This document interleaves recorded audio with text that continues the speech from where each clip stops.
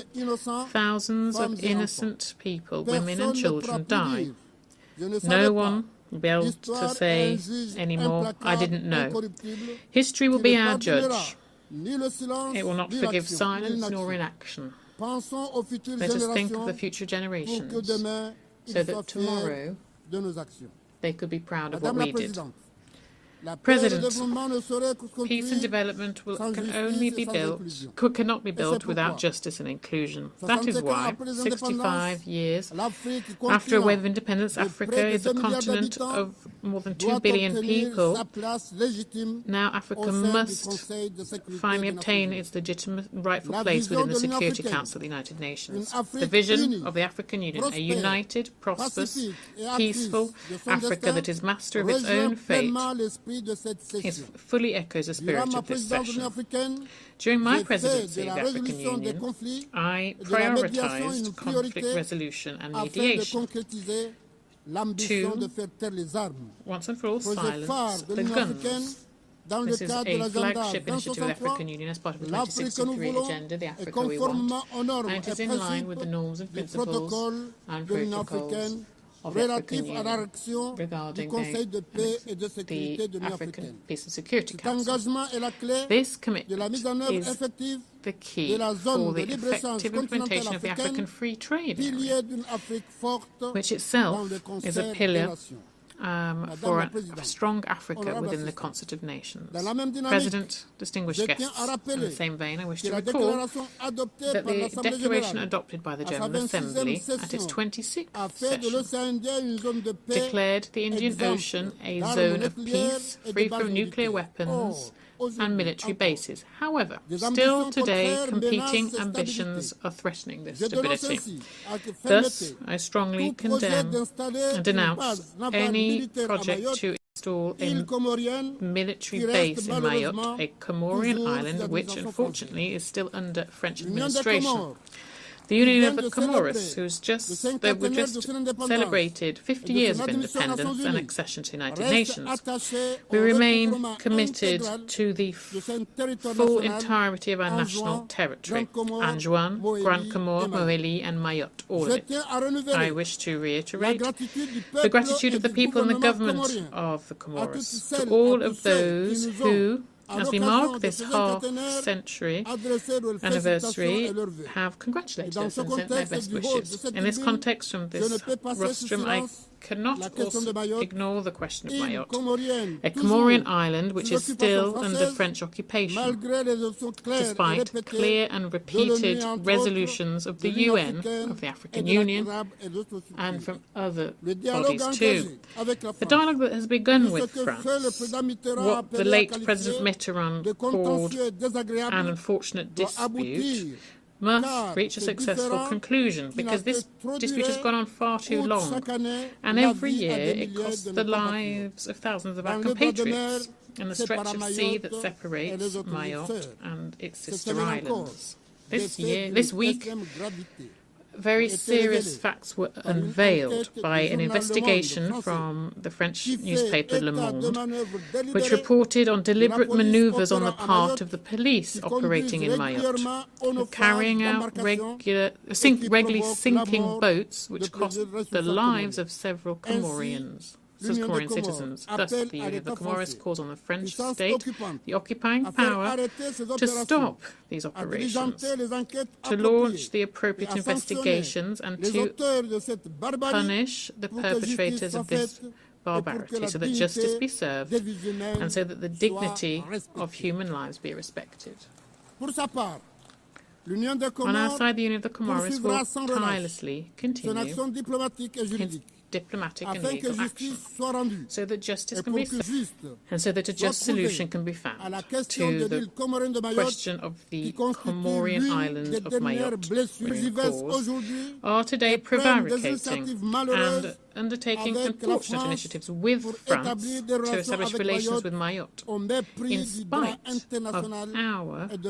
of international law and our national sovereignty. We call on the African Union to act, to recall the duty and necessity for the respect of international law and the respect for unity of our archipelago.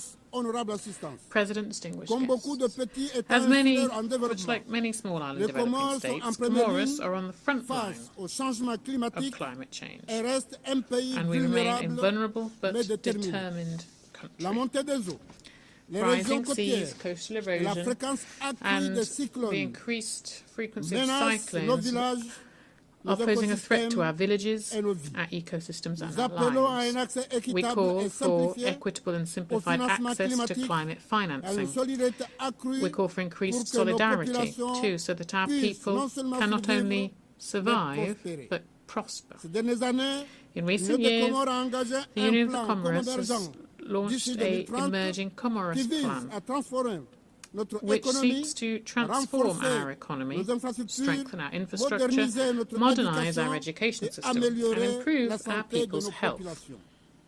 Our country has a vast potential in terms of renewable energy, including geothermal energy.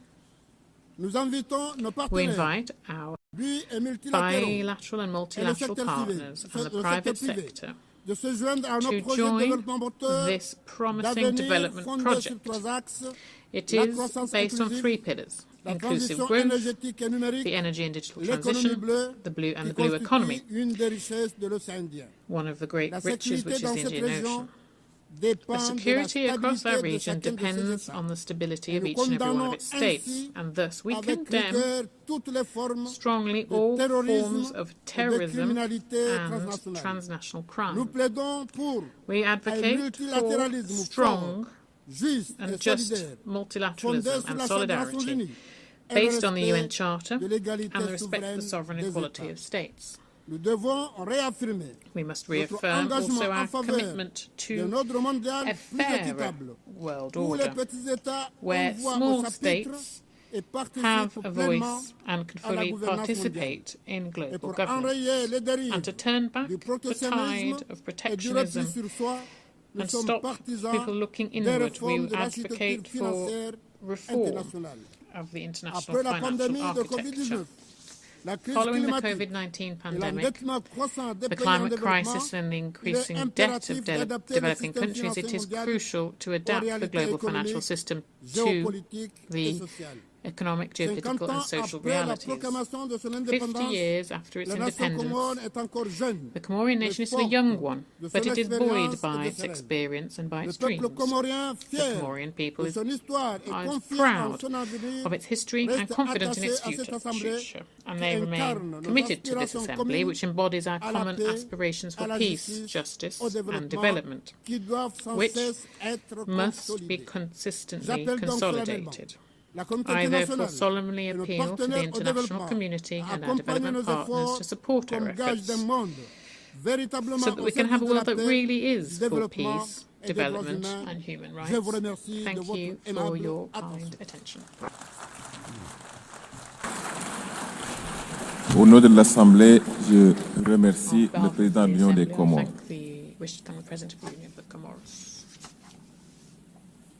L'Assemblée va maintenant entendre l'audition de Son Excellence Madame Netumbo Nandi-Ndaitwah, présidente de la République de Namibie.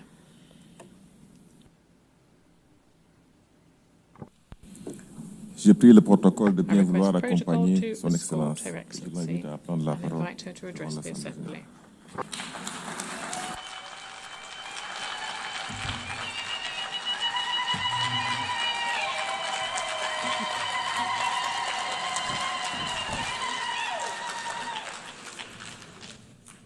Thank you, Madam President.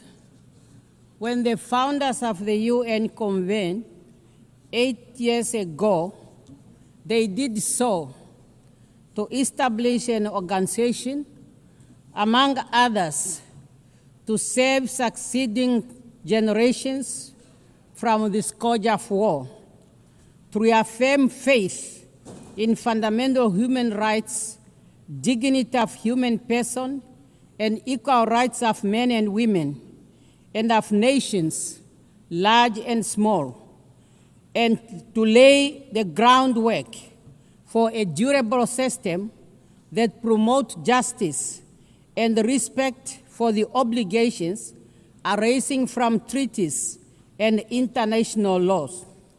While over the following decades, we have become closer to the brink of war, the United Nations has stood the test of time, from decolonization to promoting the right to self-determination, from conflict prevention and securing peace to the provision of humanitarian assistance, the UN has continued to fulfill its founding mandate under very difficult circumstances.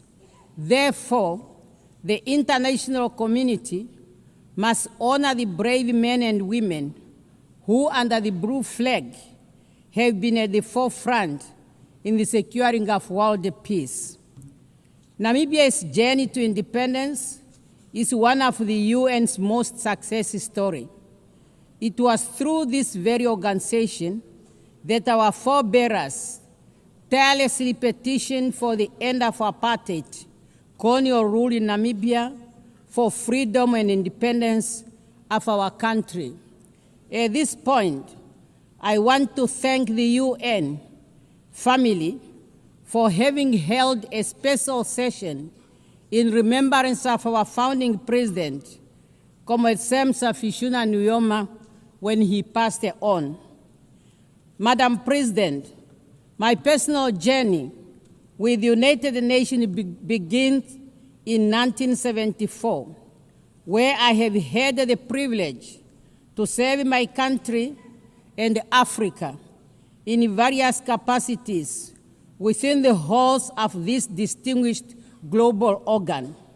Today, I am deeply honored and humbled to stand before you as the 5th President of the Republic of Namibia with a mandate to deliver services and to ensure justice of all inhabitants of our country.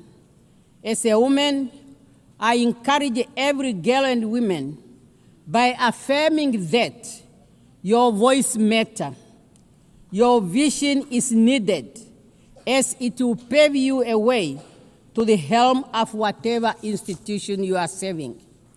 Madam President, Namibia's 8th administration is built on the strong foundation and legacy of our predecessors. Under the theme, Unity in Diversity, Natural Resources Beneficiation, and Youth Empowerment for Sustainable Development. That theme aims to shape and transform the Namibian economy through value addition and other economic activities. Hence, we have identified agriculture, sports, youth empowerment, education and training, creative industry, health services, land and housing as critical sectors supported by mining, energy, water, tourism, infrastructure development, transport, logistics, to sustain our economic development through our long-term development blueprint, Vision 2030. This vision is being implemented through a series of national development plans, NDPs. Recently, we launched the 6th NDP with its fundamental pillars clearly aligned to the global agenda, such as the SADC Regional Inductive Strategic Development Plan, the African Union Agenda 2063, and the UN Agenda 2030 for Sustainable Development. Some of our achievements include the launch and the operationalization of the National Youth Fund, which is to assist young entrepreneurs in their economic activities. In the area of education, we will abolish registration and tuition fees in all public institutions of higher learning and vocational training centers to ensure skill development. On energy, Namibia is diversifying her energy mix using all our natural resources. In addition, Namibia presented her energy compact at the African Energy Forum, thus enabling us to access concessional funding for national energy initiatives. Madam President, climate change is scorching our lands and drying up our rivers. Global instability is impacting our economies, our markets, and jeopardizing our livelihood. These are interconnected symptoms of deeper fragility in our shared system. They require our collective action rooted in apathy and shared responsibility. In this regard, I am glad to announce Namibia's bid to host the Africa Regional Hub of the Green Climate Fund. Furthermore, severe droughts, floods, and other climatics brought about by climate change cannot be overemphasized. Namibia calls for the implementation of the provision of the Namib Declaration on a strong United Nations Convention to combat desertification for a land degradation and neutral world. Namibia acknowledges the technological advance in all fields, but ethical boundaries must be respected. However, artificial intelligence must not be a substitute for human judgment or responsibility. We therefore call for a global standard that ensures that the usage of artificial intelligence remains transparent, fair for humanity. Youth unemployment, increased economic inequality, lack of adequate housing, quality education and health care, water, energy, and data distress are among the common challenges that no one country can address alone. Through multilateral cooperation, our collective action must ensure that we all forge ahead to make the world a better place and to work together on those challenges in line with our theme, Better Together. Madam President, 30 years since the adoption of the Beijing Declaration and Platform of Action, we have made much to celebrate and to ponder on. Namibia continues to make progress in the area of women participation in politics and decision-making. Currently, Namibia's cabinet has 57% of women. As we gear up to commemorate the 25th anniversary of the adoption of the UN Security Council Resolution 1325 on women, peace, and security, adopted during Namibia's presidency of the UN Security Council, Namibia will host two high-level events in Windhoek and New York. I look forward to the participation of all member states in those events to collectively reaffirm commitment to women, peace, and security agenda. And through the Namibia International Women Peace Center, we will continue to advocate for the universal implementation of the Women, Peace, and Security agenda. Madam President, we know to the ongoing efforts of the UN to ensure that we remain fit for purpose, including the UN 8 initiative. We need an agile United Nations that is inclusive, respect of the UN Charter, and its purpose and principles must be our guiding star for our future endeavors. Madam President, we are meeting against a backdrop of profound global tension. The world is fractured by conflict, displacement, and economic instabilities straining multilateral cooperation and a serious issue for us to reach consensus. A global liquidity crisis threatens to plunge millions of people into poverty and insecurity. For Namibia, those crises are real. They impact our communities, test the resilience of our ecosystem, thus need urgent attention. In this context, the Southern Africa Development Community is committed to promoting peace, security, and stability in the Eastern DRC. Namibia welcomes the ongoing efforts by the AU, SADC, and AC to align the Rwanda and Nairobi peace process and encourage the continued strengthening of political and security aspects of the challenges faced in our region. We further call upon UN Security Council and good office of the UN Secretary General to strengthen negotiation and peacekeeping initiatives towards resolutions of all conflict, including those in different parts of Africa. The impasse in the UN security over the question of Western Sahara is an injustice. More than 34 years after the adoption of the Resolution 690 of 1991, the time for the holding of the UN referendum on the right to self-determination for the people of Western Sahara is now. This year marks the 20th anniversary of the Ezuwine Consensus and the Third Declaration, which jointly constitute the common African position on the reform of the UN Security Council. We acknowledge the support from all interested groups for the common African position, which culminated in the recognition of Africa as a priority and a special case in the reform process, as reflected in the outcome documents of relevant United Nations process, including the pact for the future.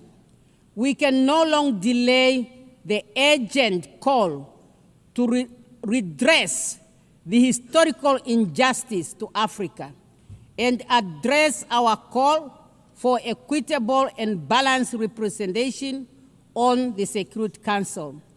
Madam President, the Charter of the United Nations has laid the foundation for conditions necessary for peaceful coexistence and harmony among nations.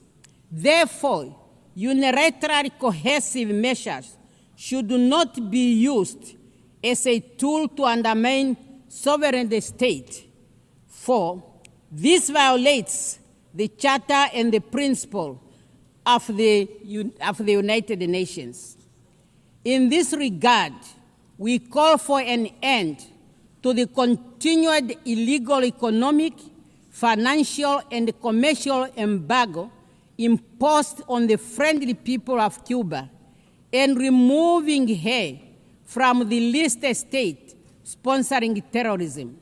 We call for an end to the illegal sanctions on Zimbabwe.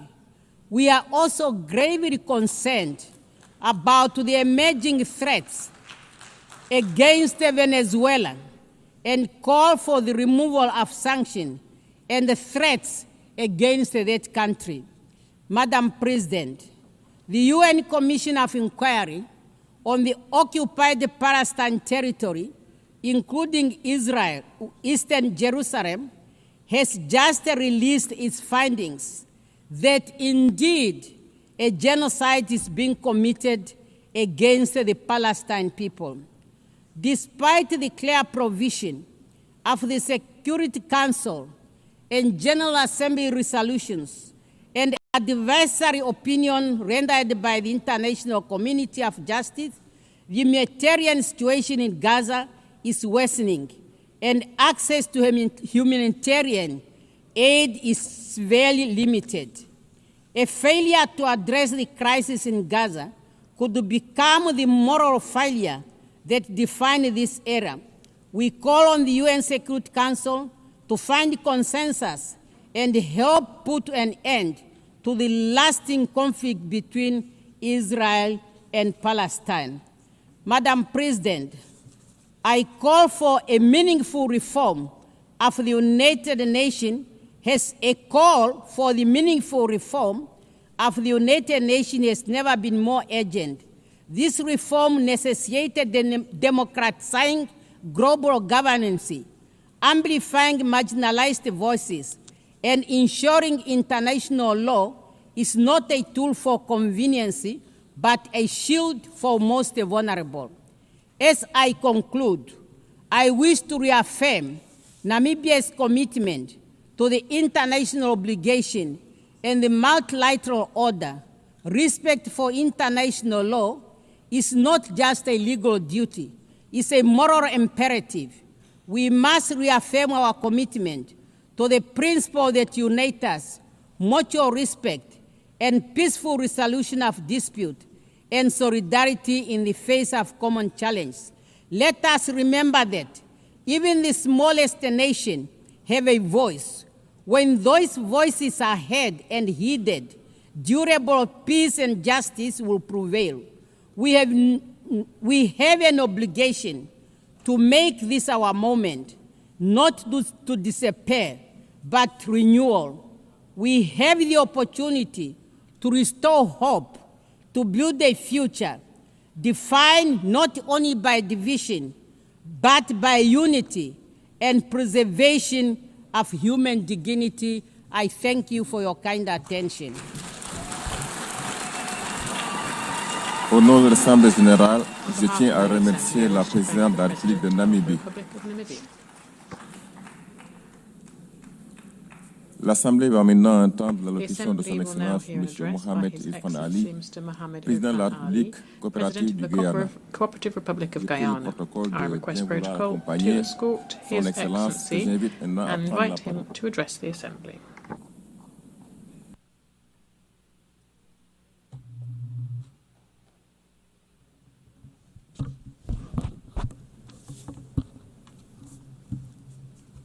President, Excellencies, distinguished delegates, friends, I extend my heartfelt congratulations to Madam President on her election as President of the 80th session of the United Nations General Assembly.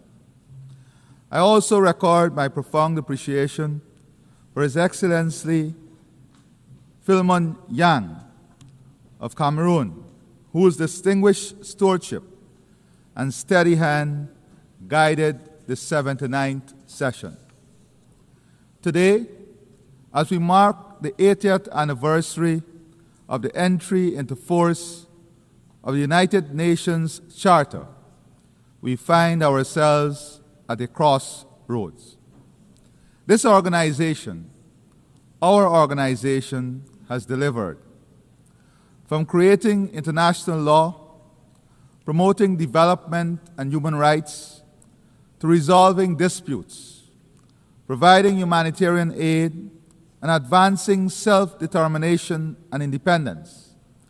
The fact remains, over these 8 decades, we have worked together for the greater good. From 51 member states in 1945 to 193 today, the UN has established itself as the premier organization for multilateralism. In fact, it is difficult to imagine our world without the United Nations.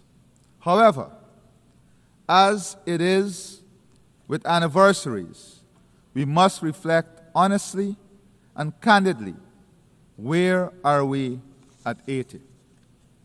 Conflicts are raging as geopolitical tensions intensify. Food insecurity is worsening. Displacement is growing. Human rights are being ignored, and climate change is threatening lives and livelihoods. Our sustainable development goals are imperiled by shrinking development and budget support. Spending on peacekeeping budgets is diminishing, and humanitarian costs are soaring. Meanwhile, global military spending in 2024 saw its steepest annual increase since the Cold War.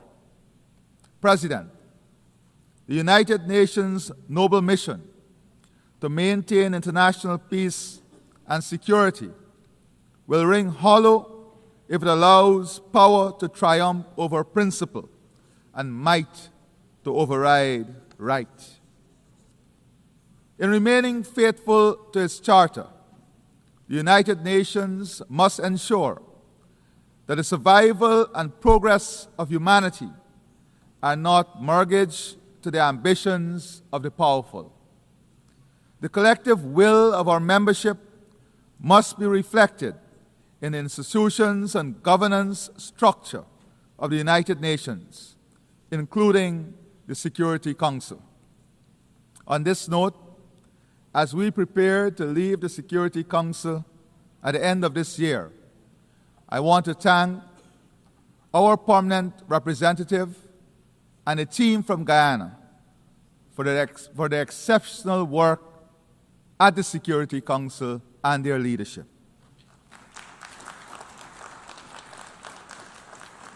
It is precisely when the ideals of the United Nations are tested by horrific realities that the collective must act in defense of the UN Charter and international law.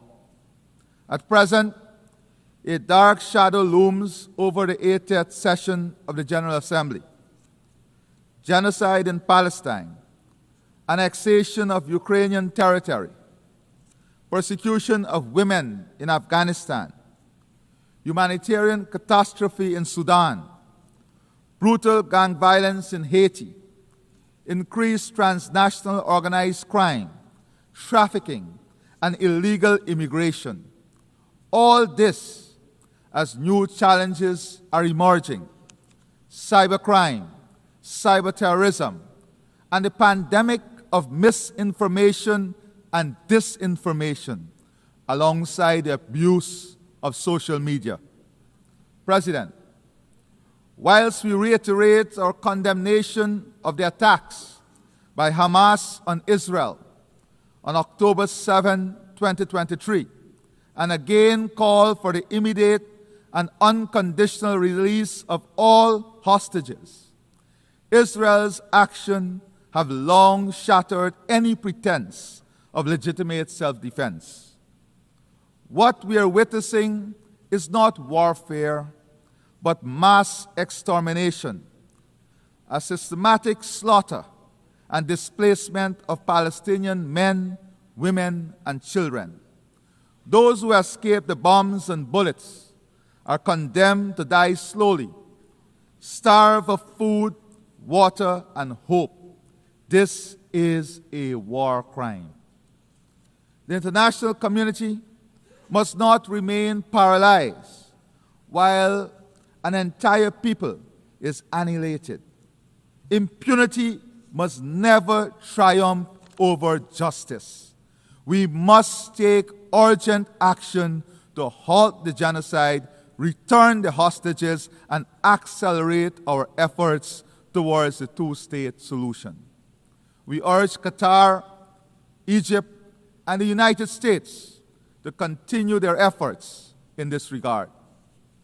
Further, the situation in Ukraine remains of utmost concern. Guyana reiterates its call for an urgent end to the Russia-Ukraine war and reaffirms its support for Ukraine's sovereignty and territorial integrity. Equally, the international community must act decisively in Haiti, where gang violence, displacement, and shortages of food and medicine have pushed the nation into deepening despair. Restoring security is the foremost priority, requiring strict enforcement of the arms embargo and robust support for a UN-authorized mission. I emphasize that without urgent humanitarian funding and a Haitian-led and owned political process, stability will remain elusive. We must address the root causes of Haiti's continuing troubles, including its historical debt burdens, which stymies its development prospects, and upliftment of its people. As President Macron acknowledged, making Haiti pay for its independence was unjust. This is a welcome step. President, turning to my own country, Guyana, a small and peaceful state, we have endured repeated threats and aggression from the Bolivarian Republic of Venezuela. The territorial controversy between our states is now before the International Court of Justice, which has twice reaffirmed its jurisdiction and which in 2023 issued provisional measures ordering Venezuela to refrain from altering the status quo. Yet, Venezuela persists with unilateral laws and threats of annexation, flagrantly violating international law, the UN Charter, and the very principles that sustain global order. If the rights of a small state can be trampled upon and legally binding orders ignored, what protection remains for any nation under international law? Yet, Guyana continues to repose confidence in international law. For us, the principles of sovereignty, territorial integrity, and non-interference are non-negotiable. We will not cower to coercion, intimidation, or unilateral action. We thank our international partners and allies for their solidarity.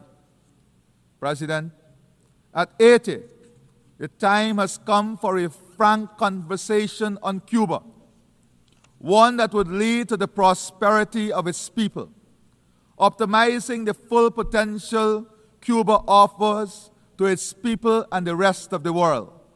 Central to this dialogue is the lifting of the embargo on Cuba and its removal from the list as a state sponsor of terrorism. Also important to our region is our collective effort against drug trafficking, human trafficking, and illegal migration. We support efforts by the international community to addressing these crimes that are destroying the lives of our people, especially young people. The region must continue to champion efforts to enhance democracy, promote good governance, and respect the will of the people in determining governments of their choice through free and fair elections. President, this year marks the 30th anniversary of the Beijing Declaration and Platform for Action. The Declaration remains a blueprint for achieving gender equality, which, despite transformative strides, remains significantly unrealized in most parts of the world. In Guyana, the dividends of strategic investments in leadership and capacity building for women and girls are evident. More women have assumed leadership roles in government, in parliament, and in public and private sectors. We have achieved gender parity in education at all levels and advanced the socio-economic empowerment of women through land and home ownership and diverse job opportunities in traditional and emerging sectors. To enable women to participate equally and competitively in the workforce, government is offering child care support, which will include day and night care centers for children. President, survival of our people, our economies, and our planet depends on accelerating action on the Sustainable Development Goals. It requires a people-centered approach that prioritizes ending poverty and hunger, ensuring protection of children, support for persons with disabilities, and empowerment of young people. Peace, stability, and sustainable development cannot exist in isolation from the urgent need to address climate change, which poses an existential threat to the most vulnerable and to our shared future. Guyana repeats the call for accelerated, unified global action to limit global warming.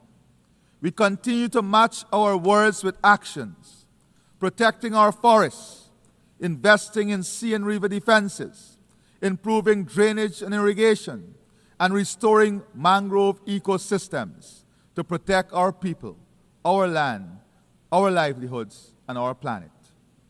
Our Low-Carbon Development Strategy 2030 demonstrates that economic growth and environmental stewardship can advance hand in hand.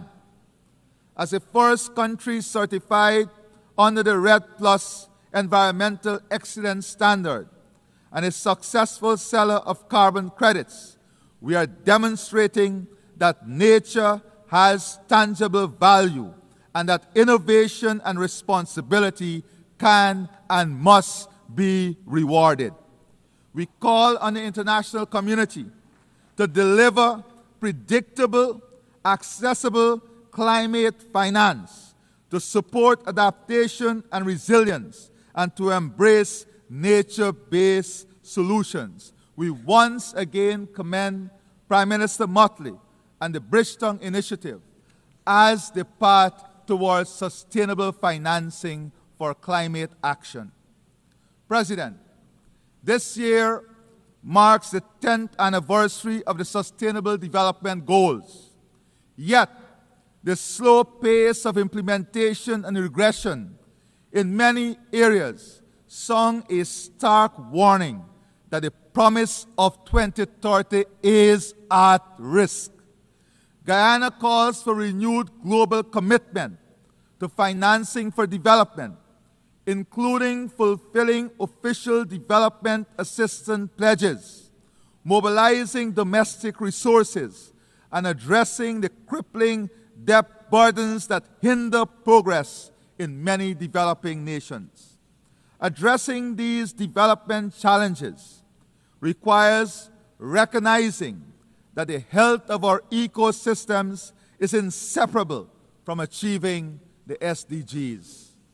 Guyana proudly convened the inaugural Global Biodiversity Alliance Summit in Georgetown in July 2025, uniting over 140 countries, organizations, community groups, indigenous leaders, scientists, and financial institutions.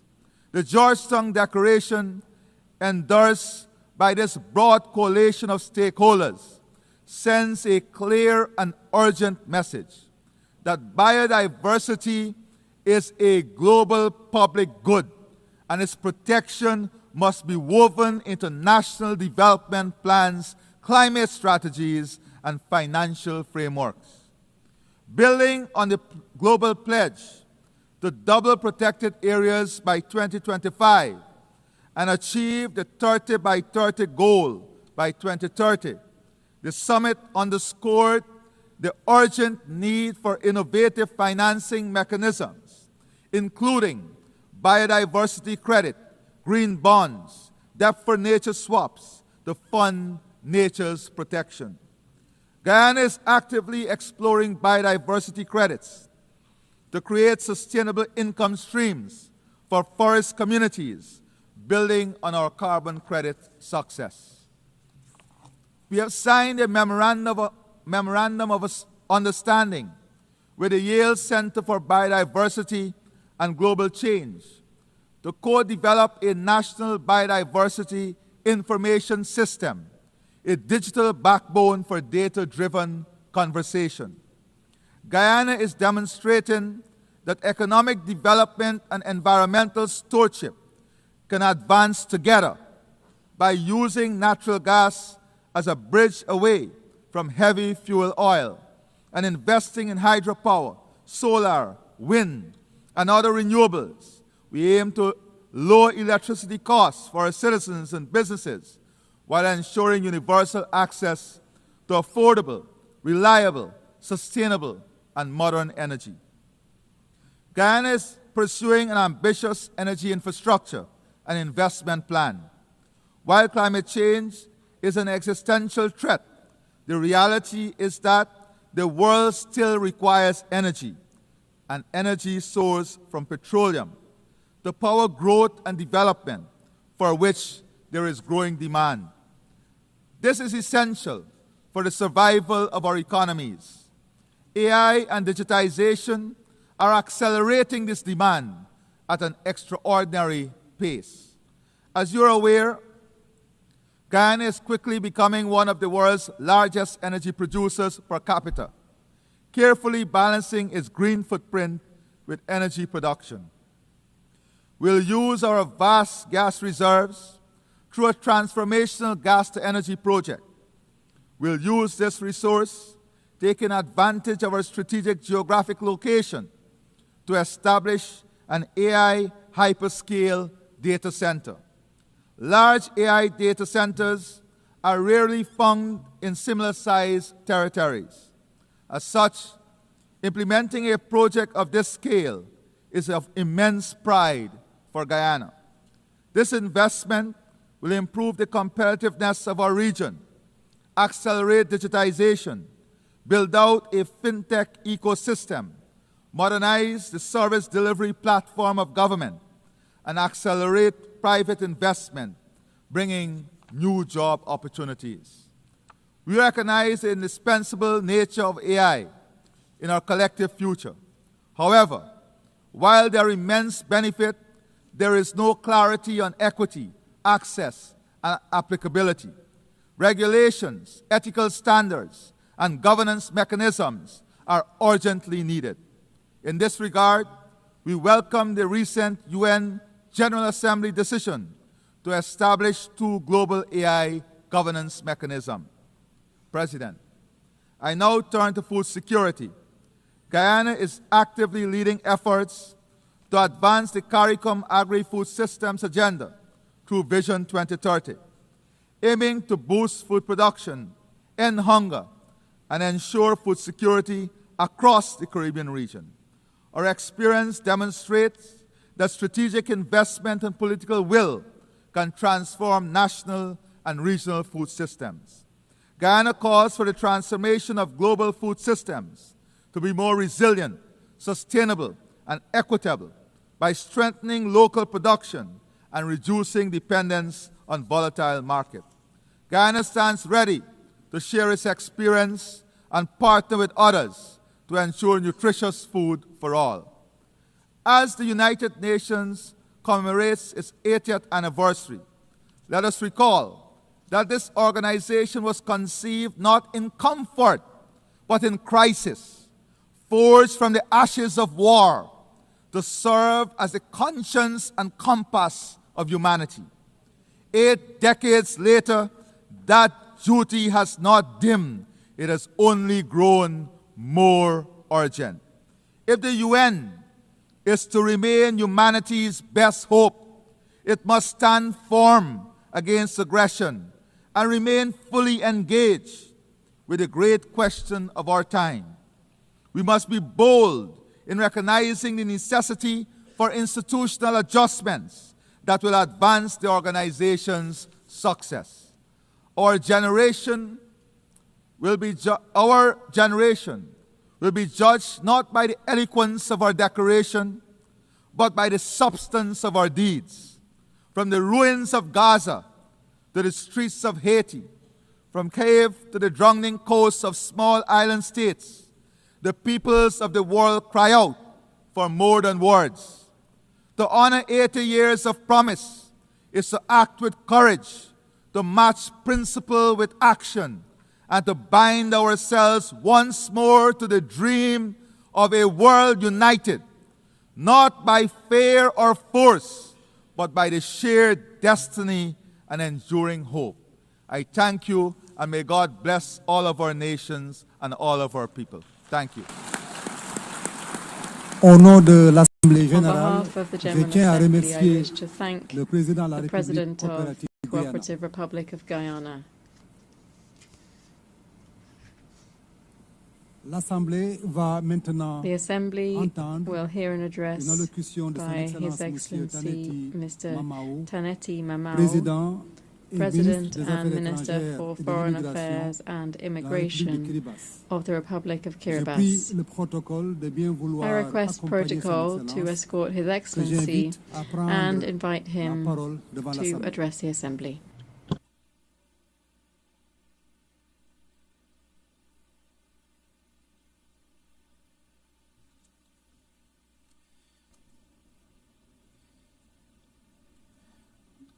Madam President of the General Assembly, Head of States and Governments, Secretary General of the United Nations, Excellencies, ladies and gentlemen. In His holy name and on behalf of the government and the people of Kiribati, I extend our warm greetings to you all.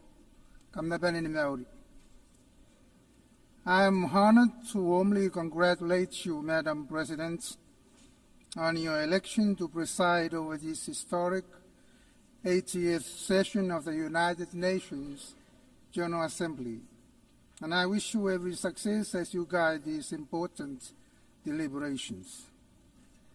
Madam President, we commend your theme, Better Together, 80 years and more for peace and development and human rights, reminding us of the enduring importance of multilateral cooperation in addressing global challenges. For Kiribati, it underscores the value of working collectively to advance peace, safeguard human rights, and promote sustainable development. Your Excellencies, Kiribati welcomes the initiative of the Secretary General to reform the United Nations for the challenges and realities of the 21st century in order for it to respond more effectively to member needs, especially small island developing states or SIDS, and the least developed countries, LDS. These countries are faced with unique and special circumstances that require targeted assistance and support from the UN. The Secretary General's UN 80 initiative is a crucial step toward a more effective UN. In this context, we encourage reforms that remove duplication, improve efficiency, and ensure that mandates most vital to vulnerable nations, such as climate action, sustainable development, and resilience, are protected and enhanced. Kiribati is proud. Since joining the UN, we have been contributing in our way to its mandates and its initiatives. On the international level, especially peace and security, Kiribati has actively supported the Treaty on the Prohibition of Nuclear Weapons, particularly in the implementation of Articles 6 and 7, efforts which we jointly coordinate with Kazakhstan.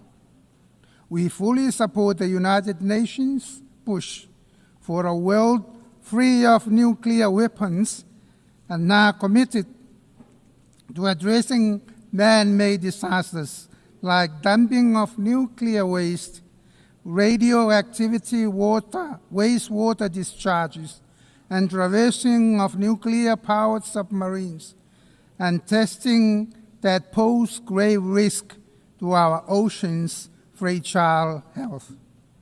Advocating for a nuclear-free ocean and the world should be backed by our commitment to peace and security. Kiribati has strengthened governance in the capital and is now working with the outer highlands to improve accountability, develop relevant initiatives, manage assets, and enhance customer service. These efforts are very essential for peace and security. Aligned with our KV20 roadmap to transform Kiribati into a healthy, wealthy, and peaceful nation, we sent our police officers to support the UN peacekeeping missions. Kiribati also actively engages in social and cultural initiatives for peaceful living.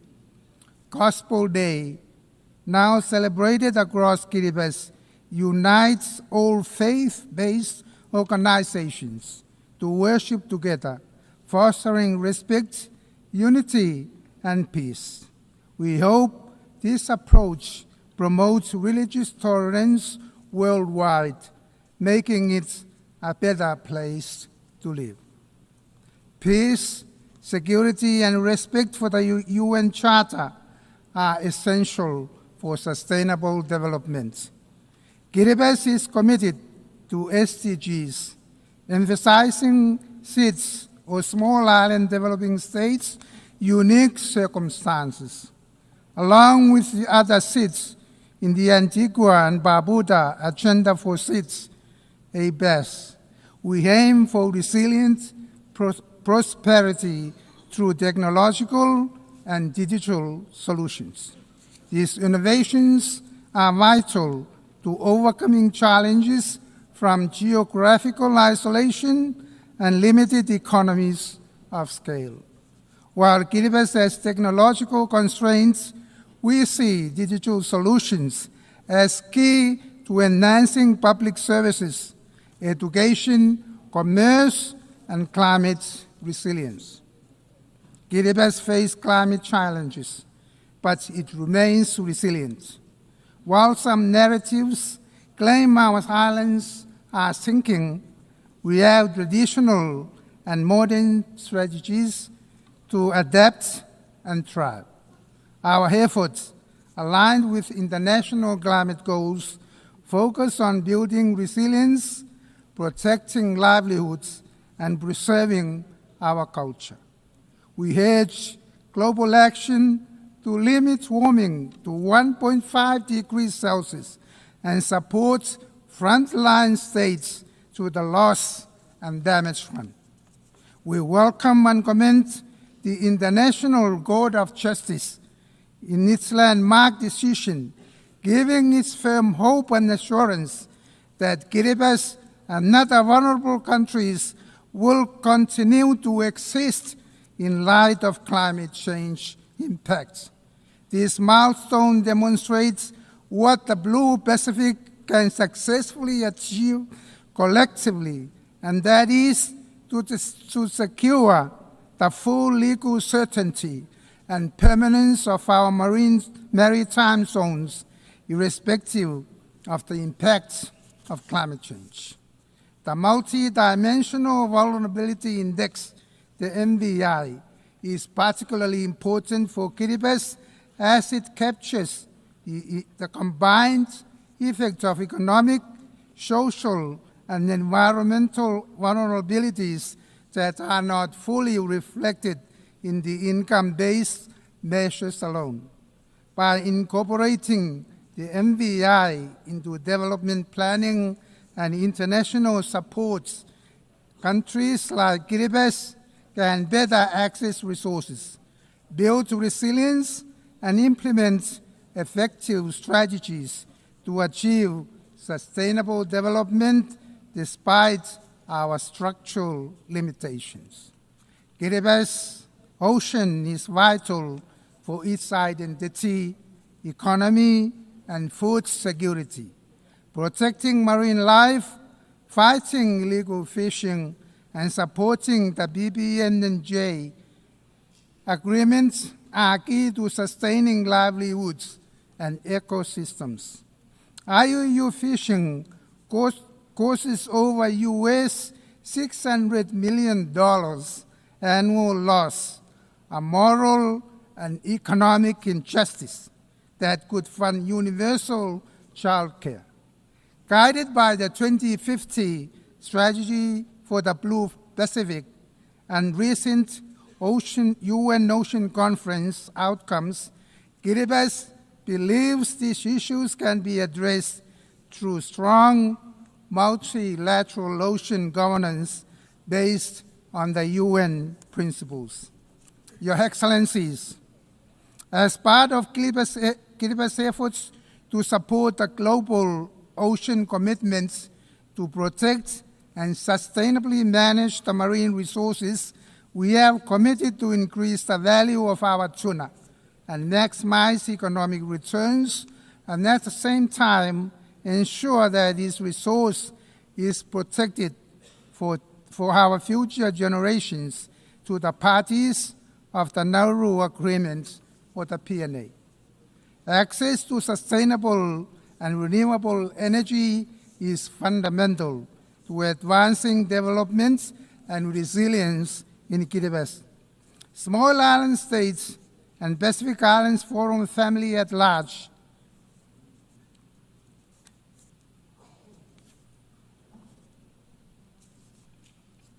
access to sustainable development and renewable energy is fundamental to advancing development and resilience in Kiribati, as well as small island states and Pacific Islands Forum family at large.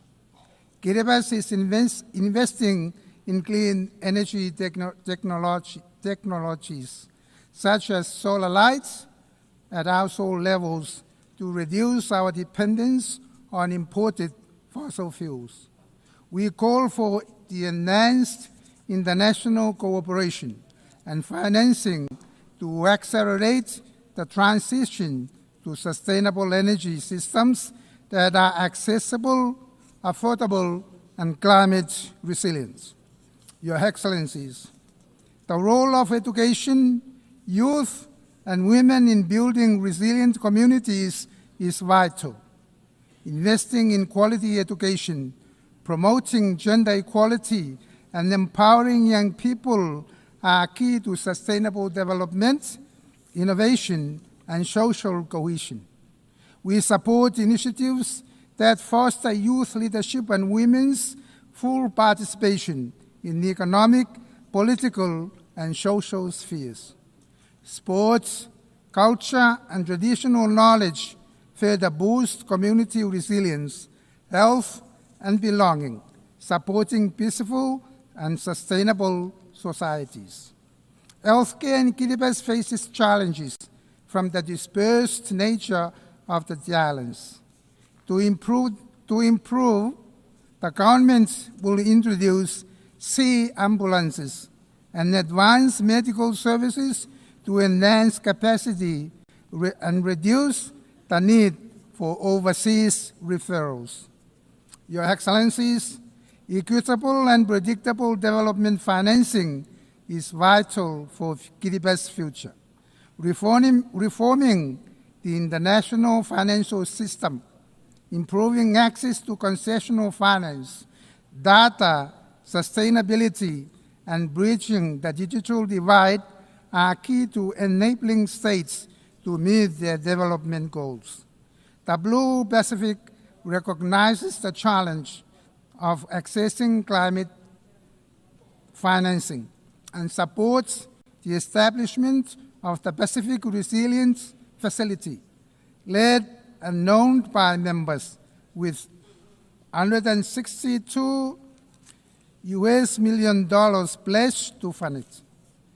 Kiribati highlights the importance of the Doha Programme of Action for Least Developed Countries, which mobilizes international support for the most vulnerable. We await the UN financing for development conference, hoping it would provide concrete solutions to improve access to finance for those in need. These efforts are crucial for less developing countries like Kiribati to build resilience and promote sustainable development. Kiribati reaffirms its belief in the fundamental principle of multilateralism as the cornerstone for addressing global challenges collectively.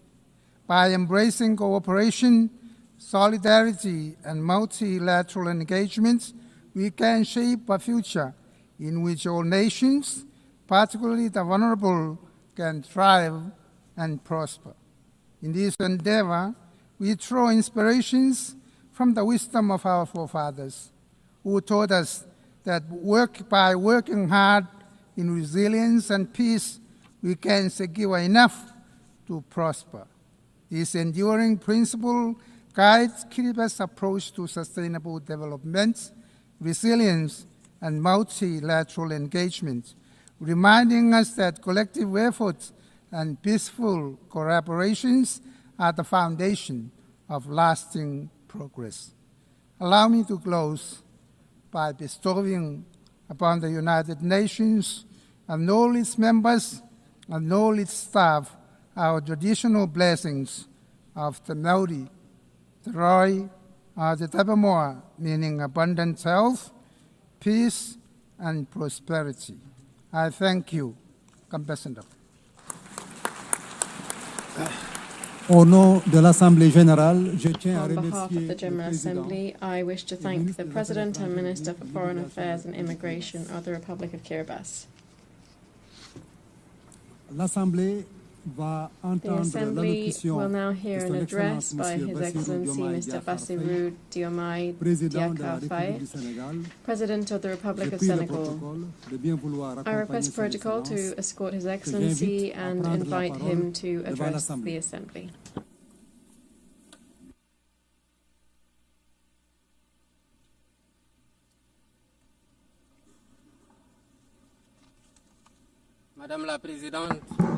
President of the General Assembly, colleagues, Secretary General, distinguished delegates, ladies and gentlemen. President, on behalf of Senegal, I wish to thank your predecessor and also extend to you our warmest wishes for success in your presidency of this, the 80th session of the United Nations General Assembly. I would like to reiterate to the Secretary General, Mr. Antonio Guterres, our constant support in the exercise of his noble mission to benefit member states. We are meeting today in this symbolic place of universal dialogue, aware that we carry the burden of history and the urgent nature of the tasks before us today. The theme of this session, Better Together, 80 years and more, for peace, development and human rights, reminds us, indeed, the founding pact of the United Nations. It is a pact of peaceful coexistence, collective security, and an international order based on the law.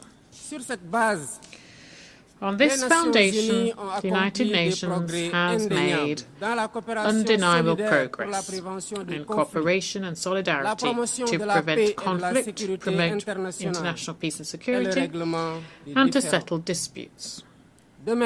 Equally, significant progress has also been made in the codification of universal norms for the protection of human rights and to create a safer and more peaceful international order. But 80 years after following the creation of the United Nations, the world is teetering again, as if we had been caught in the same currents that dragged humanity into two major disasters in the space of one generation. We are living in turbulent times. There are new challenges and multiple uncertainties. The spread of terrorism, old and new conflicts, climate change, far-reaching economic crises, falling international solidarity, and a higher risk of the collapse of multilateralism. Not forgetting either the resumption of the arms race, including in cyberspace.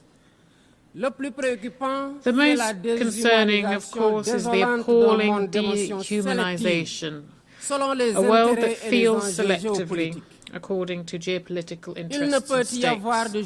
There can be no justice based on law when what is taken to be the international order is governed by double standards, by the right of the mighty and a spirit of us versus them. In this worrying context, Africa remains confronted with armed conflict, terrorism, particularly in the Sahel,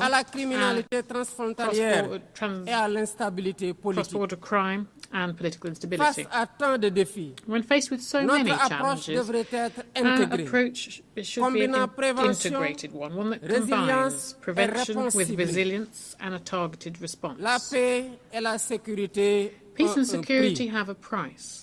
Let's give ourselves the resources to afford them with predictable and sustainable funding of African peace support operations, with suitable equipment and robust mandates and rules of engagement. That's the only way of tackling the scourge of terrorism and rebuilding a minimum level of security and stability in the areas affected.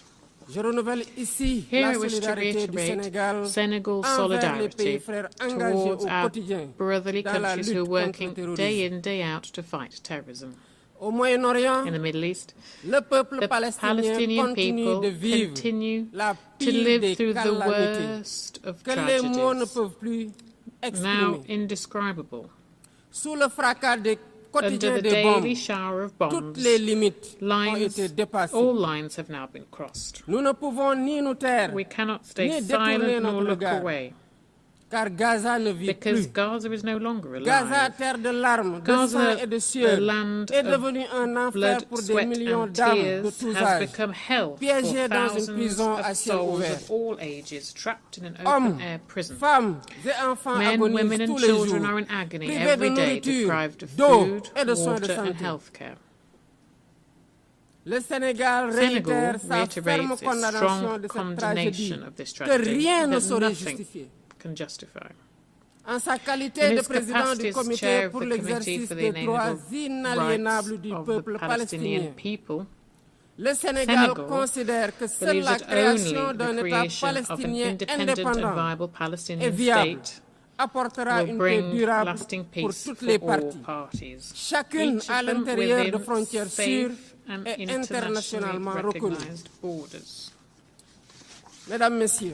Ladies and gentlemen, 80 years ago, the founding fathers of the UN committed, when they created the UN, to spare succeeding generations from the scourge of war, which twice, in a quarter of a century, had caused millions of deaths and inevitable suffering. On behalf of Senegal, I wish to pay tribute to those pioneers and all of those who have embodied the universal values of our organization, often at the cost of their own lives. In this world in crisis, our principles and our actions must remain the same. Peace over conflict, justice over indifference, and partnership over struggles for power. But this is only possible if we have a strong and revitalized multilateralism to make a single framework for action in favor of peace, stability, dialogue, cooperation, and the peaceful settlement of disputes. For multilateralism to survive, it needs to rediscover its very foundations, shared responsibility and proactive solidarity, the respect for international law and universal justice, in line with the statutes of the International Court of Justice and the International Criminal Court. In addition, we also cannot ignore the need for reform of the global political, economic and financial governance systems. The UN, through its universal vocation, must take the lead on this, on the make deliberations and decisions more democratic, legitimate and better representative of its member states. In 1945 there were 51 of them, and today there are 193. Here, I wish to reiterate the support of Senegal for the Zelenskyy consensus, for a fairer and more equitable representation of African countries at the Security Council. It is high time that global economic and financial governance is more just and more inclusive. For it to meet the real needs of funding sustainable development, we know full well that public aid is not the solution. Other tools exist, for example, an equitable global fiscal framework, so that taxes are paid there where wealth is produced. Access to credit on sustainable terms, so that debt burdens don't hinder development efforts in our countries. Finally, the effective implementation of Seville commitments to pact the future and the sustainable development goals, to ensure better access to healthcare, water, food, education, energy, and the digital technologies. Global heating also deserves our attention. It's not simply a threat, it is an existential question. Reality that hits those who contributed to it least the hardest. Africa only contributes 4% of global emissions. And however, drought, flooding, coastal erosion, food insecurity are part and parcel now of the lives of our peoples. This is a double burden that has become untenable.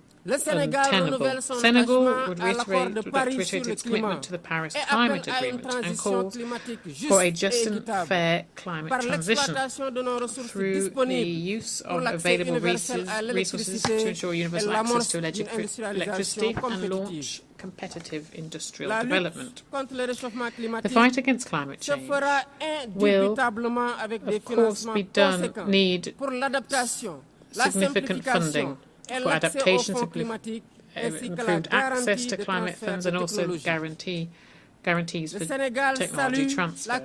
Senegal welcomes the creation of a loss and damage fund and calls for greater solidarity on an international level to replenish the fund so that operations in the field can be financed. Excellencies, ladies and gentlemen, faced with the emergency and urgent challenges and numerous challenges before us, we are not helpless. The world does have the necessary means to feed the hungry, to raise our children, to heal the sick, and to silence the guns. The real obstacle isn't a financial or a technical or material one. It's a question of political will. The will to make multilateralism a tool for collective solidarity, for cooperation over confrontation, the will to build a future where human dignity is at the heart of every decision we take.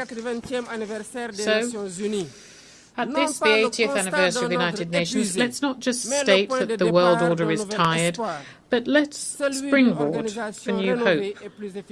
A hope for a more effective organisation to benefit the people it represents. Senegal remains committed to work to this end with all members of the organisation.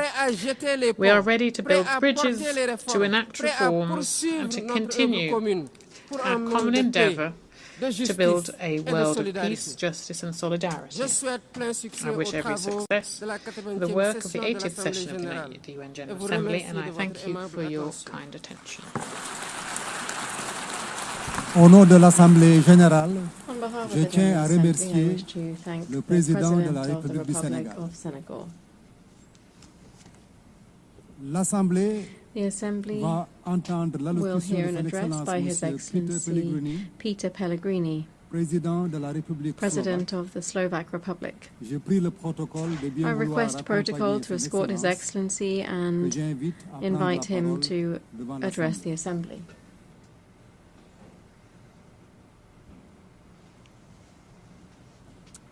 Excellencies, ladies and gentlemen, it is an honor to address this Assembly to mark the 80th anniversary of the United Nations on behalf of Slovakia. Indeed, it was Slovak Jan Papanek who was one of the 14 co-authors of the UN Charter. It proves that also small nations can be part of big things and to contribute to international peace order. This milestone invites us to reflect on the reality of the world that deeply concern all of us, including my country. 80 years ago, humanity emerged from the darkest conflict in history. It claimed millions of lives, left entire regions in ruins. My country witnessed the Holocaust, but also the courage to stand up to evil. A few days ago, I visited the Hiroshima Memorial, and it was a deeply moving experience and a painful reminder of the destruction in a single brief moment. All this teaches us important lessons of the past. Hiroshima and Nagasaki must be the last places where nuclear bombs were used. It obliges us to denounce any threats of nuclear destruction. It obliges us to work each day on keeping the world safe and peace. Peace has become the UN's defining mission, alongside the protection of human rights, sustainable development, and international law. To quote Slovak diplomat Jan Papanek, "The success of the UN was my life's goal because peace means progress for my nation and security for my homeland." This is the ambition that we, humanity, agreed to accomplish. The authors of the UN Charter saw the danger of unchecked hatred and extreme ideologies. They understood that the world needed a framework to ensure it wouldn't slip into chaos again. The rules protected sovereignty, independence, and territorial integrity, as well as the resolution of conflicts by peaceful means, and the prohibition of the use of force. Those were the foundations of a stable and just world. 80 years ago, 51 founding states signed the Charter, including my own. Roughly 80% of the world's population and others followed.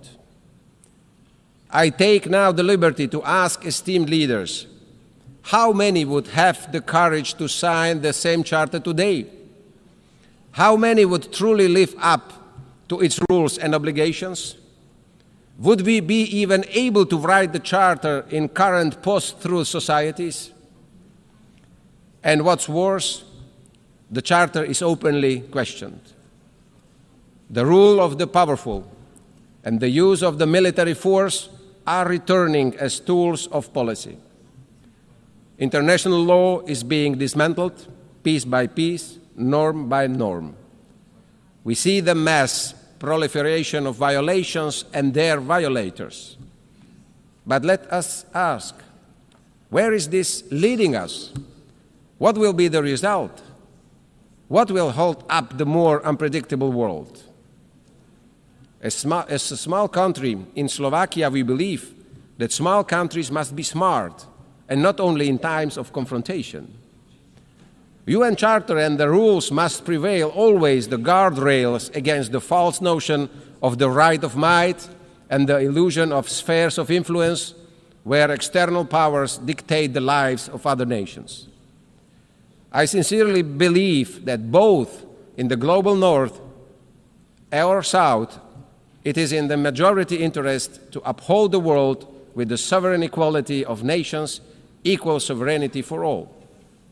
A world where the UN Charter, the rules and obligations remain the highest moral grounds and standards against which the action of states are judged.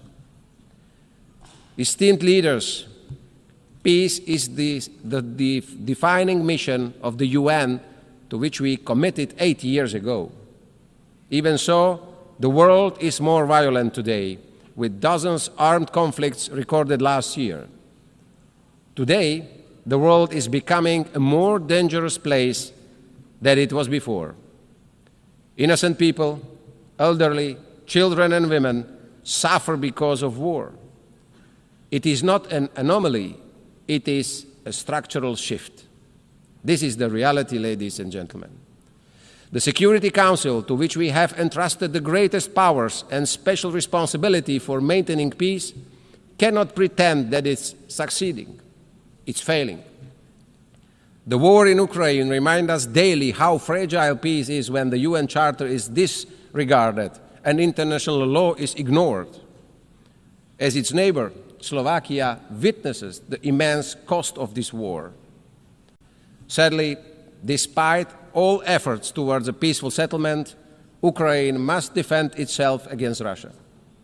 This is despite the groundwork for diplomatic talks being set at the US-Russia summit in Alaska, despite the clear agreement that negotiations would soon continue with Ukraine being included. Ladies and gentlemen, instead, 2 weeks ago, the airspace of Poland, our neighbor and ally, was seriously violated by Russian drones.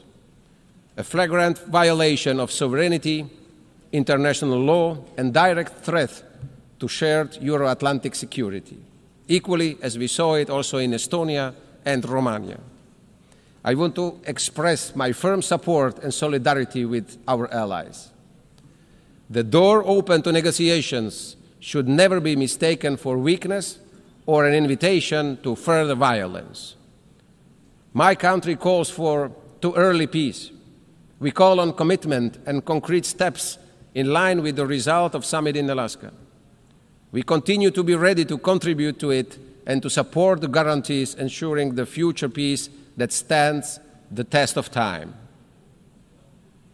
In the Middle East, after the horrific act of terrorism, Israel has the right to defend itself. Hostages must return home. In Gaza, children and families do not feel safe anywhere, neither in hospitals nor in their temporary shelters. Esteemed leaders, the thin line between legitimate defense and unacceptable suffering is being painfully tested. We must allow access to humanitarian aid for those who need it. We hear the quest by Palestinians to have their own state. And I am proud that Slovakia does not need to make big gestures today, because for more than 3 decades, or 3 decades ago, we have recognized the right of Palestinian people to decide upon their fate. In Bratislava, we already have the embassy of the Palestine, and we believe in two-state solution. But this is achievable only at the table by diplomatic means based on the will to live side by side as Palestine and Israel. Ladies and gentlemen, the world is changing at unprecedented speed. The triple planetary crisis and quick progress in artificial intelligence are moving far faster than we are able to react. Slovakia has been an active voice in both global climate debates and discussions on the artificial intelligence. I don't want to sound doom and gloom. In fact, we must get ready for the new era, the unstoppable revolution. We need a responsible approach from all international institutions, the private sector, and also the governments. My country wants to contribute and to steer the debates and find solutions by hosting all the actors at the Summit on Education and AI in Bratislava, in our capital, in November this year. Finally, at the UN's 80, I want to return to the matter of how to make it fit for the next decades. To be diplomatic yet frank, in recent years, it has not always been in the best condition to meet its tasks. Its credibility has been reducing. Yet it would be unfair and incorrect to say it is irrelevant or incapable. Over the past 8 decades, the UN has provided us a space to speak on equal footing and to be listened to. Enemies can meet here, eye to eye. It has succeeded in a wide range of areas. There have been groundbreaking agreements in many fields, including human rights, disarmament, climate, and health. G7, G20, BRICS, and other regional organizations with their own goals will never be able to fully substitute UN. However, the UN's health cannot be a justification for disengagement. On the contrary, the situation calls upon us for reinvestment in its strength. It lies in our hands, member states, more than in the executive powers of the Secretary General.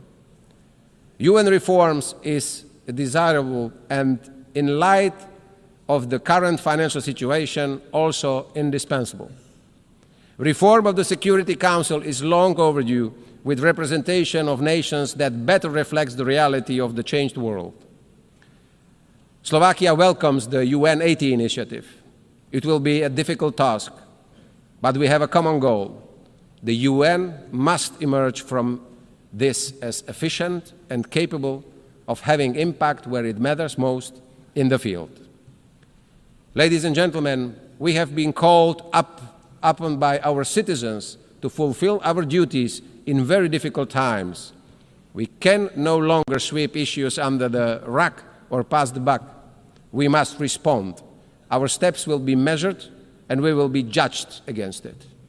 Slovakia is ready to do its share, also as a candidate for non-permanent seat in the Security Council. Slovakia, a peaceful nation in Central Europe with multilateralism deeply in its DNA, we will always support international cooperation, a world based on rules with a strong UN in its heart. No child should be punished for being born in the wrong part of the world. Each child has the right to live in peace. Each child has the right for a decent life. It is our duty to make this real.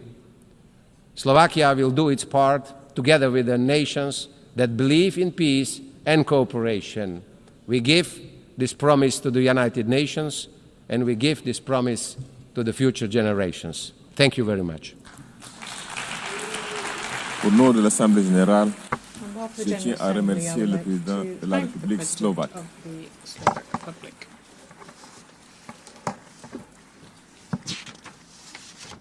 L'Assemblée va maintenant entendre l'allocution de son Excellence Madame Hilda Heim, présidente de la République des îles Marshall. J'ai pris le protocole de bien vouloir accompagner son Excellence et je l'invite à prendre la parole devant l'Assemblée générale.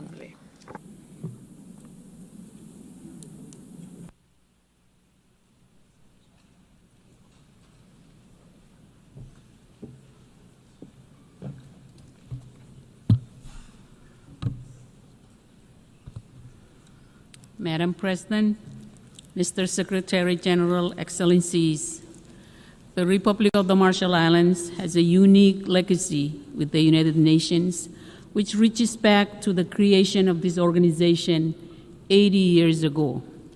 As a strategic UN trusteeship, it was the UN flag which flew first over our islands, and it inspired us to define our nation and speak up when we saw injustice. The UN was founded on a commitment to never again tolerate aggression, to avoid the very kind of geopolitical tension or even future open conflict between superpowers now openly foretold today in my own Pacific Islands region and far beyond. At a time when international cooperation is in dire need, the very foundations of global order are now more uncertain than ever. My low-lying atoll nation bears witness to the sharpest edge of climate change, which the Pacific Islands Forum leaders have consistently defined as the region's #1 security threat. The scale of impact and the future of our youngest generations depends on whether global powers are working together. If I could find a louder alarm for the Pacific Islands than my words today, I would sound it.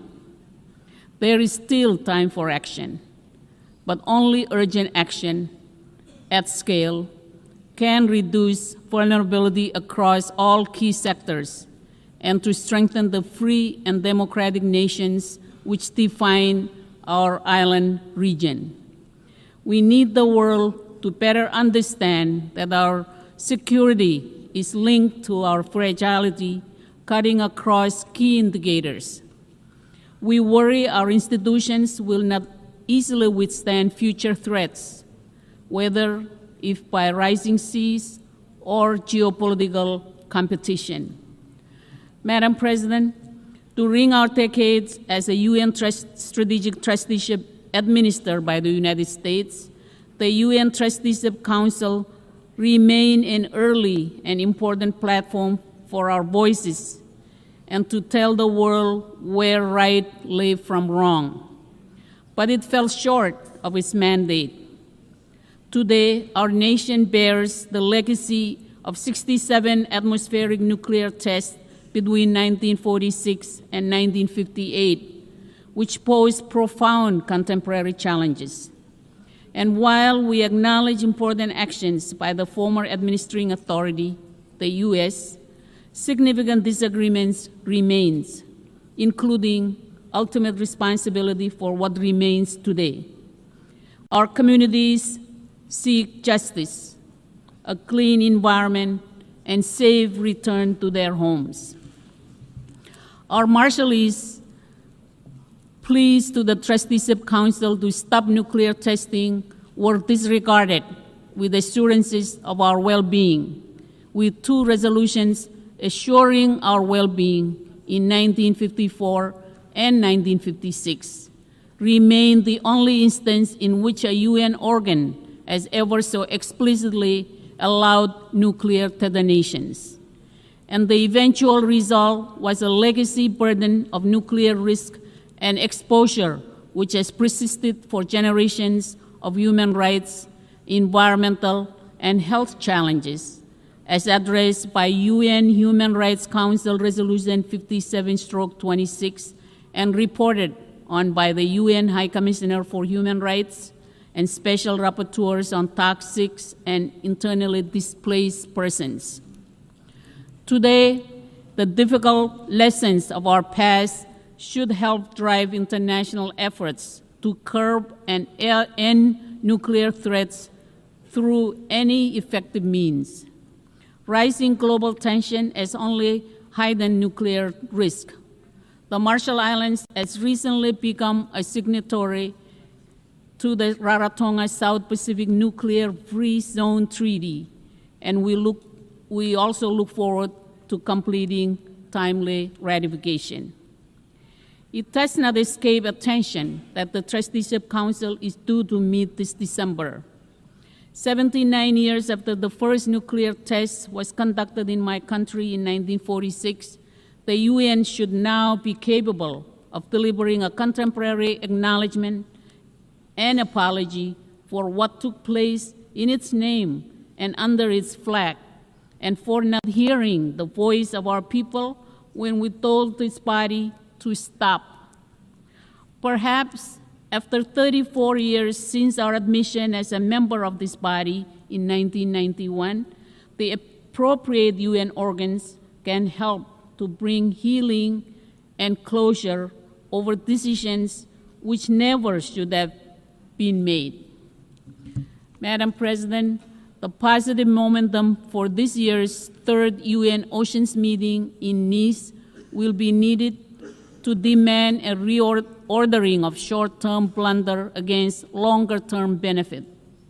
The Marshall Islands stands firmly committed to safeguarding the health of our oceans, which are central to the livelihoods of our people. As a small island and large ocean nation, we are acutely aware of the threats posed by overfishing, unsustainable marine resource exploitation, and the escalating impacts of climate change. Our efforts are grounded in a vision of a healthy, resilient ocean ecosystem which supports both ecological integrity and economic prosperity. As stewards of the Pacific Ocean, we urge the international community to take bold action to scale up efforts in addressing marine pollution, ocean acidification, and supporting small island developing states in strengthening our management capacity. The Marshall Islands joins 37 other nations who have already expressed their support for a moratorium on seabed mining in the high seas until there is a code with adequate safeguards and until we have a close understanding of impacts and biodiversity at stake. More political will is needed to break through a mentality of drill first, ask later, before even assessing what is at stake, including the impacts on fisheries and marine food chains. We have enacted our own national ban on deep seabed mining permits, and as we move to document and manage seamount biodiversity within our EEZ, to our immediate north, high seas mining exploration threatens to expand into exploitation. As important an opportunity as seabed mining may become, it cannot be at the irreversible expense of our Pacific waters and vast fisheries. The Marshall Islands welcomes this week's achievement of entry into force of the Biodiversity Beyond National Jurisdiction Agreement early next year and looks forward to building a robust early architecture. Madam President, this year is the 10th anniversary of the Paris Agreement and the creation of the High Ambition Coalition, which helped deliver the agreement's 1.5 degree Celsius warming limit. A decade on, we stand on the verge of that threshold. The International Court of Justice has confirmed that international law demands actions from all nations, whether signatories to the Paris Agreement or not. Its ruling was clear. There are binding obligations to prevent exactly the type of significant harm that we see today, and that will only worsen as temperature rise. The vast majority of countries are failing to meet their obligations. The International Court of Justice has now stated that international law demands action and stringent due diligence from all, that there are binding obligations to prevent exactly the type of significant harm which we face. The ICJ also confirmed what the Pacific has always said. Once established, our maritime zones are fixed, and that our statehood will persist even as sea levels rise. Every country should have submitted its new climate target by February, so that by now we would have a clear picture of what we must do to keep 1.5 degrees Celsius alive. Only 15 countries, including the Marshall Islands, did so by February, and only 32 have done so now.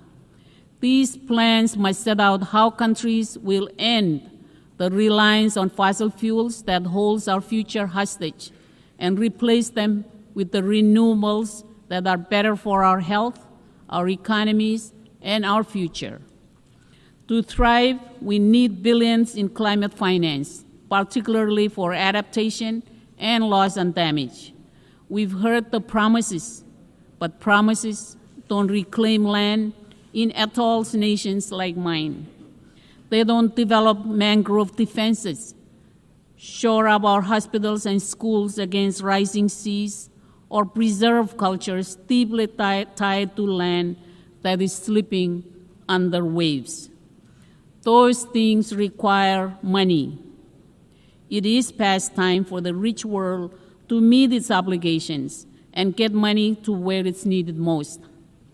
As we approach COP30, we need all nations to deliver on promises to respond to the climate catastrophe. We must close the $1 trillion climate finance gap, particularly for adaptation. We must deliver stronger plans which show how we'll end fossil fuels and have global emissions in this decade. Excellencies, our sharp challenges are far-ranging. Together with Pacific Island neighbors, we face one of the world's highest burdens of non-communicable diseases.